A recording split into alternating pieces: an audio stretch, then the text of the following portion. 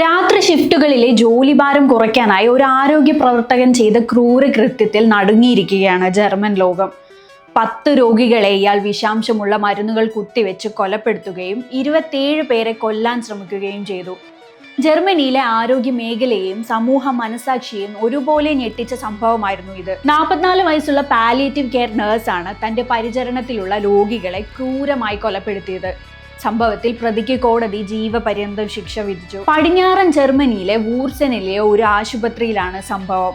2023 ഡിസംബറിനും 2024 May മാസത്തിനും ഇടയിലുള്ള 6 മാസത്തിനിടെയാണ് ഇയാൾ ഈ കൊലപാതകങ്ങളും കൊലപാതക ശ്രമങ്ങളും നടത്തിയത്. രാത്രി ഷിഫ്റ്റുകളിൽ ജോലിഭാരം കുറയ്ക്കുന്നതിനായി ഇയാൾ പ്രായമായ രോഗികൾക്കുൾപ്പെടെ മോർഫിനോ മയക്കുമരുന്നോ കുത്തിവെക്കും.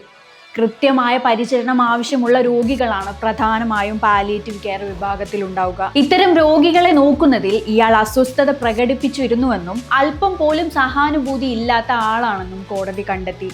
2007 നഴ്സിംഗ് പരിശീലനം പൂർത്തിയാക്കിയ ശേഷം 2020 ഇയാൾ വൂർസെലൻ ആശുപത്രിയിൽ ജോലിക്ക് പ്രവേശിച്ചത്. 2024 കൊലപാതക കേസിൽ അറസ്റ്റിലാവുന്നത്.